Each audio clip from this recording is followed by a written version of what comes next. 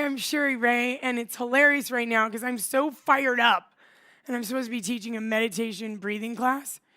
But this happens in our real lives. We get out there, we're driving in a car, we're trying to get to the yoga studio on time, we're trying to get to the grocery store, we're trying to pick up our kids. And what happens? We forget to breathe. So this class is called Work In, Not Out. And how did that come about? Everybody sees my muscles and they go, "Do you work out?" I say, "No, I work in." I do not lift weights. I do not go to the gym. I do yoga only. And I walk and I breathe and I work so hard on remembering to breathe. Does anybody forget to breathe in here? I mean, like, how long after a yoga class, even for you guys at home, how long after you do a yoga class are you back in that rut? Are you back in that mind again?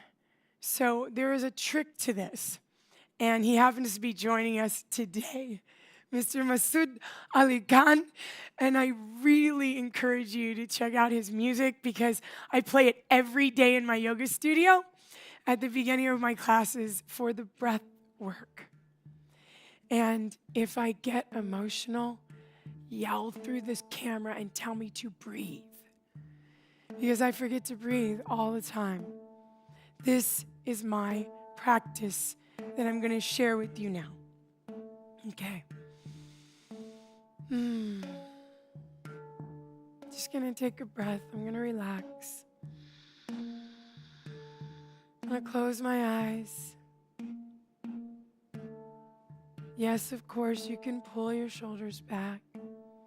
Yes, of course, you can lift your sternum up towards your chin. Your chin is slightly down, and your vertebrae stacked. And in the beginning, this might not seem very comfortable, but as the years go on, it will get more comfortable.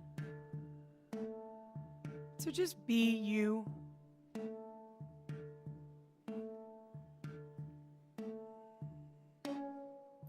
And the pose that I'm sitting in right now, it's sometimes called rock pose in Kundalini. And if I were to sit down on my buns, this, if my feet are really far across, this is Siddhasana. If my ankles are lined up, it's Sukhasana. And I just want to bring the unseen world into this room right now. So we can't always see the breath, but we can feel it. It's very much like wind going through your hair, on your face. You can't see it, but you know it's there. You can feel it.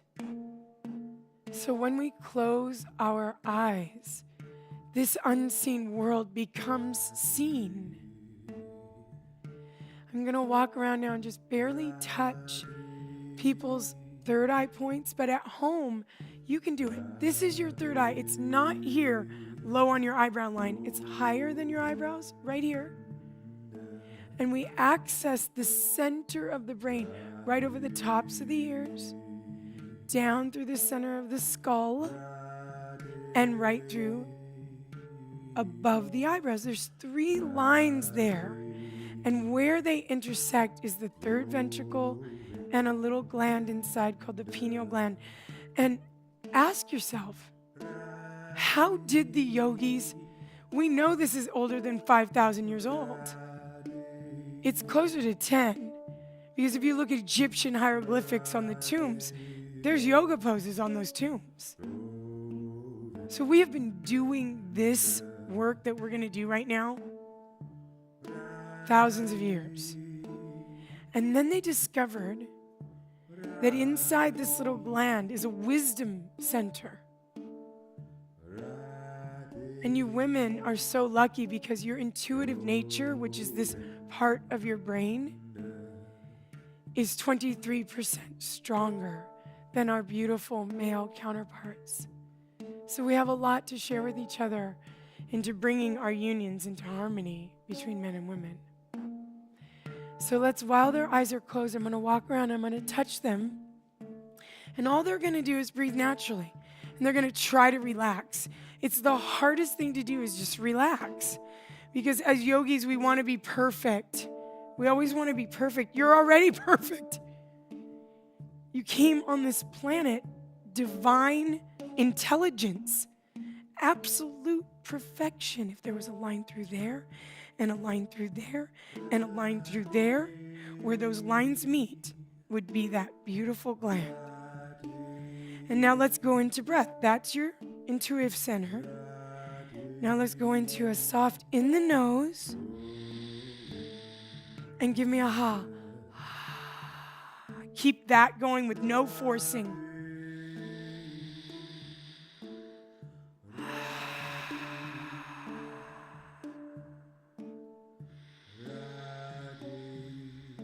Yes. And I love the choices. People have chosen rock pose. Some people have chosen to sit. You can put a block under your buns. You really have to get comfortable in this pose because this is when we learn to meditate. We're going to get into that. All we're doing now is breathing. If we could actually do this while driving a car, while working, while getting in an argument with our spouse. You guys, I only speak from my desire to improve myself. I am talking to myself when I talk to you. These are all the things I need to learn. Everybody keeps begging me, Cheri, when are you going to do a teacher training? I'm not until I'm 80. Why? Because I'm still learning how to breathe. It's really easy to breathe when you're in a yoga studio, but how about when your kid has stolen your car and gotten in a car accident? Hi, Dad, sorry I did that to you.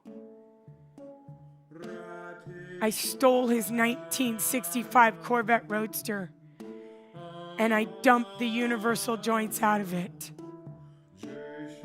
and had to spend all my savings to get it back home. And his meditation was not killing me. Yes. And then the next piece of this magic is a tiny little smile. Inhale. On the inhale and then on the exhale as well. So it's like a little smile.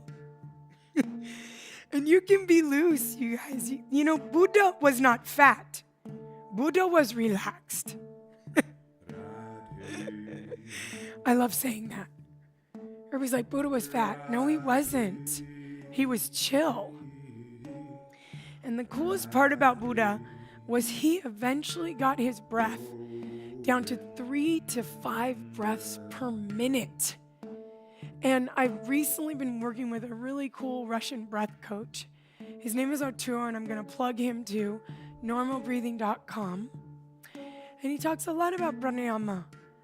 But when we do breathing that is Kapalabhati, shining skull, or Bastrika, or cooling breaths, or breaths where we hold and then we release, we are going to change our nervous system. But in yoga, for purposes of yoga, I suggest you tape your mouth shut, piece of tape, and learn to breathe in and out your nose. Men, when you sleep at night, tape your mouth shut, breathe in and out your nose.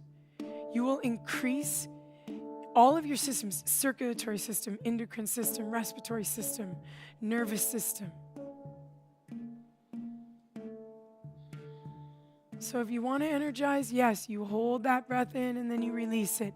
And we're going to practice right now together 3 breath techniques. So in the nose again, guys. Smile with a ha. In the nose. Smile with a ha. Now on the way out this time, just close the mouth. In the nose. And smile. And you'll feel this wind swirling in your throat. Keep going without me telling you to.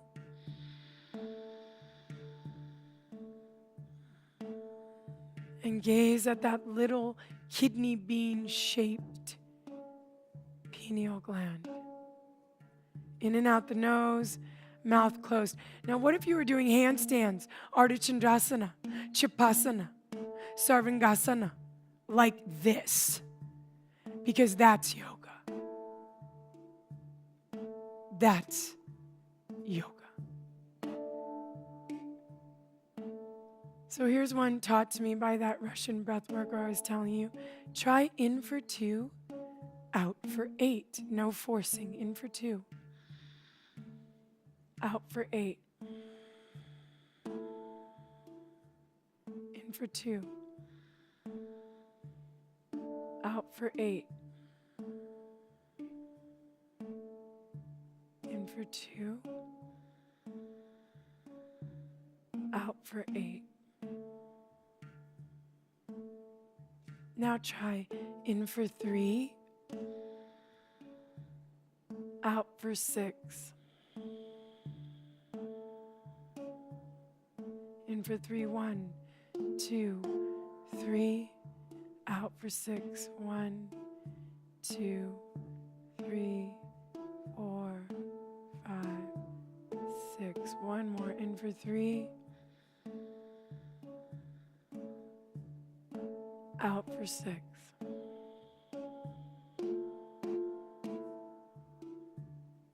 And now just take a moment, normal baby's breath. In the nose, out the nose. There's a beautiful rhythm that you ride through the entire practice. And it becomes your music, the sound of your own breath. Tuning in, working in, and opening the world within until your inside world becomes so strong that it is your outside world. Now this one might be tough. Let's try the last one 3 times. In for 10, out for 20. This is masterful to be able to do this. Let's just try it 3 times. We have to start somewhere. In for 10. Out for 20.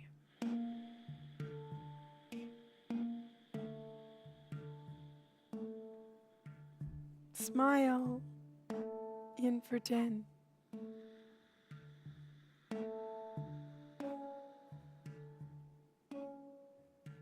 Out for 20.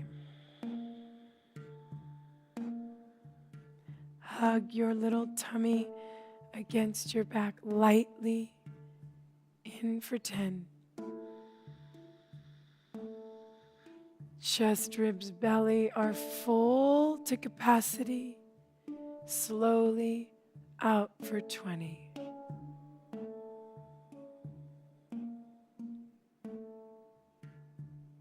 That was awesome. Now you can flutter your eyes open. Is anybody at all a little more relaxed? That's relaxing breath. So all I want you to do now, this is your yoga today. Bring out your feet on your mat. Take one pillow under one leg, one pillow under the other leg, and take the pillow long ways in the back, right on your sacrum, and just lie back. And you can bring the bottoms of your feet together if you want to, or they can be a little bit apart. It's comfy. Support those legs. This is a supported Supta Baddha Konasana. Supta means reclining. Baddha means bound. Kona, angle. Reclining, bound, angle. Supta Baddha Konasana. Oh my gosh, look at you guys. I'm so jealous. Yeah. See the choice he made right here? I love this choice. It's just your legs supported. He didn't put his feet together. He knows that if he puts his feet together, he's going to work on his adductors, and he doesn't want to do that. So make a choice that's right for you every day. And now here's a really important piece. Excuse my cursing, but I like to drive the point home. I become a raging bitch about 3 to 4 hours after my yoga classes. So that's when I started to discover I have my morning practice, which is sitting, and you can see all these online. It's my morning ritual. And I do 20 breaths in the sun, 20 breaths of gratitude, my neti pot, some very gentle yoga. And then I go on my day. Then I teach my hour yoga class at lunch. And then in the evening, I do my class is called Fuck Yeah Yoga. And that's my really challenging one. And you got to figure out what you like to do.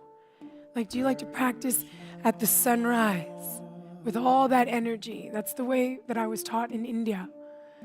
But the way my body and my studio and my students, we love the rhythm that we've created. So you have to create your own rhythm and what fits your schedule. But if you cannot get to a yoga studio, you can do that sitting in your chair at your office. And then you can lie down on your floor with couch cushions. I literally have no bolster pillows at my studio. I have a hodgepodge of pillows. These are just beautiful pillows. So whatever you have, just use it.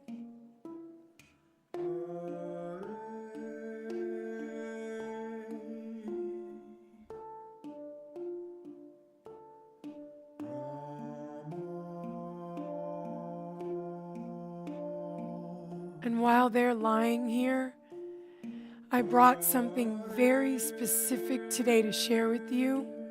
He is one of my favorite yoga teachers in the world. And I was told I could show this on camera, so I want to show it. This is Mr. David Swenson, and I really want everyone in the world to read this book. And I want you to listen to these words because they touch my heart. I think he is a master.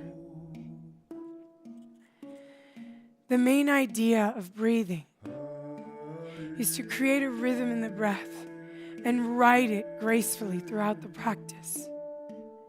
This sound becomes a mantra to set the mind in focus. We must learn to listen to our breath. It is the guide which will tell us the quality of our practice. If we apply too much effort, or we're too hot in the room, right? That's a lot of effort. Then the breath will become constricted and forced. With too little focus, the UDAYA pranayama, right, may be drowned out by the sound of our thoughts. So there's a very fine balance there. Too much pressure, not enough. Right down the middle. And then he says, this is the greatest thing ever. Maintain the awareness on your breath, and every moment becomes a meditation. So therefore, your life is a moving meditation of breath. You don't need to learn anything from me because you already know everything. You came out of your mother perfect. And we are going to take our last breath. All that's in between that first breath and our last breath is this beautiful Buddha breathing. And a lot of us in our 20s and 30s, we don't want to do that breathing. We love those high highs, low lows. We love those rock star boyfriends, right? Causing all kinds of drama. But underneath that drama is bliss. And your natural state is bliss. But I was there too. If you're in your 20s, I was with you. But now I'm not. I'm 45 and I'm in love with this. Because this means that I can be in the service of others. And there's a great quote on my fridge that the purpose of life is to live a life of purpose. So we're going to wake up these little angels right now and we're going to do a little meditation. But let's do it slow. Slow. Okay, guys, don't move fast. Just wiggle your toes. Wiggle them. Yeah. I'm going to come touch them. And if you're not meditating and someone is in your house, come over and love them. Love their feet. Yeah. And maybe they'll do it for you. You know, there's quotes all over the world that say a family that prays together stays together. A family that rubs each other stays together. Massage each other, love each other. And then reach your arms to maybe to the side first. Stretch the fingers. Wiggle into anything you want to wiggle into. I haven't been where you are for the last 10 minutes. Yeah. Do you want to point? Do you want to flex? Do you want to circle your toes? What do you want to do? Do you want to make a snow angel on the ground with your arms? Or a sand angel if you're in the environment where I love to be hot. Yay, good job, you guys. And now roll. You never roll to the left, do you? Right now, I want you to reach your left arm up, and I want you to roll to the left with your left armpit on the ground on the left side of your rib cage. Why? And this is from an amazing doctor that I've been working with. See, I'm really interested in science. I'm not interested in hippy-dippy, flippy yogi. I'm interested in facts and the science of why this works. For the first 15 years of my practice was like, oh my God, this is working. And the last 15 years of my practice is, why is this working? I've been digging up scientists, and they're like, Cheri, sleeping on your left side, your left lung is larger than your right. And they said, we scientifically want you to sleep on your right so that that lung can breathe and you can open up your heart. But sides of your body are much better to sleep on than your back. And you can research this because every body is different. Okay? But when you lie on your back, you think about people in hospitals, right? They're lying on their backs and they're you lie on your side with your mouth. Sometimes you're going to have to start taping that mouth to learn to breathe in and out your nose, to calm yourself down. Okay, great, guys. If there's a pillow there, I'm going to come and just grab your little pillows, move them out of the way. I gotcha. Bring your right hand all the way over. Curl your knees, yeah, to your chest. Now your right arm here, yeah. Yeah, I'm just coming to get your pillows. Just kicking them out of the way. Yay. Don't you do it. I got it. You're comfy. I want you to sleep. Yogi Nirdrasana does not always have to be on your back. This is a Yogi Nirdra. This is sleeping. Sleeping's so important to our bodies. It's the only time we rest. Us yogis, we're such overachievers. 2-hour yoga classes, you need 4 hours of meditation. Or stillness, not necessarily meditation, stillness. There we go. And now I think I got almost everybody. When you're ready, I want you to roll back onto your back and over to the right side. Reach the right arm up and lie on the right side. Curl your knees in your chest and be in that fetal position. Pindasana, embryo. You guys, do you ever think about this stuff as yogis? Animals, children, nature, archetypes of warriors? Pindasana. Right here, when I'm lying in this asana and I'm really just chilling, just letting it go, this is how we came on to the planet. We must return to this state every day. And now your left hand is in front of your face, and you just chill. Take your time and move very slowly. Left hand, press. Watch my right elbow. Right elbow in the floor. See that? Now it's holding me up. I'm okay. Left hand a little closer to my right quad. Right hand. That feels really nice, that little stretch. And then we sit up.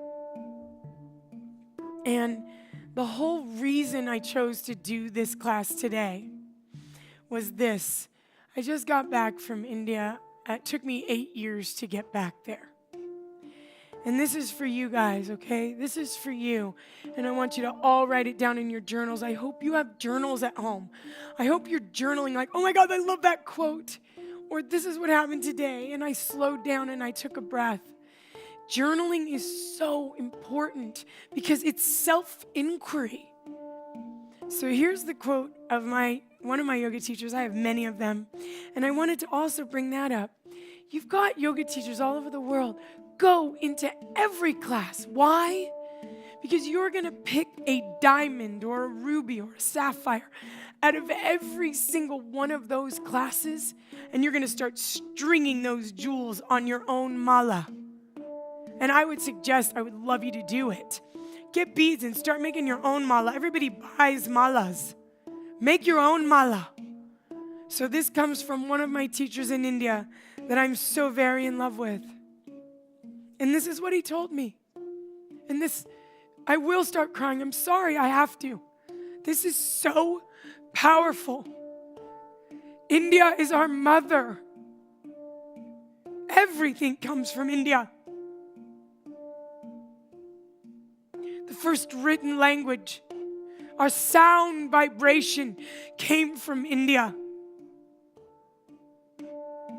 So crucial to go visit this country. It will change your life forever. And here's what he said. Please remember that meditation is not something that is done by the mind. It is the absence of the mind. When the mind stops, meditation happens. It is not something out of the mind. It is something beyond the mind. Let's try it. Let's try to stop our minds. And I will no longer speak. Go into your meditation at home. Stay as long as you can and be patient with yourself, because meditation takes many, many years to silence this useless mind chatter, this monkey mind. Hanuman is in here. And the only way to get him out is to be still. So drop in with me and be one with everything that is. Thank you for joining me. Stay in your meditation as long as you can.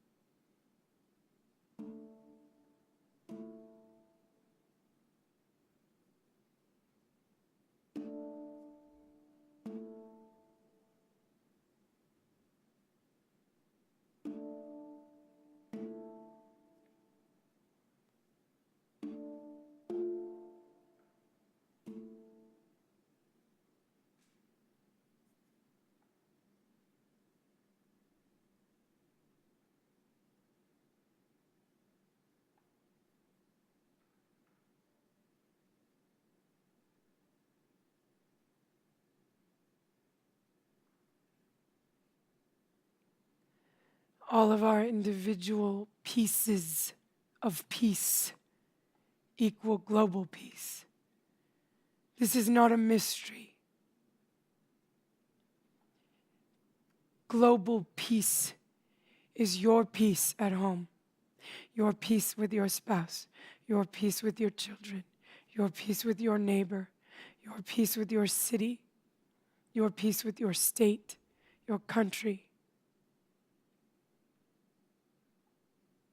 Inner peace is global peace. I would love everyone to join me in an Om Shanti, Shanti, Shanti. Masood, will you lead us in that, please? Om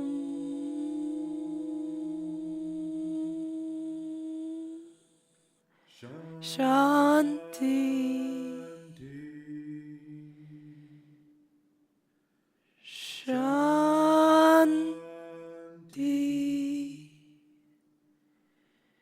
Shanti.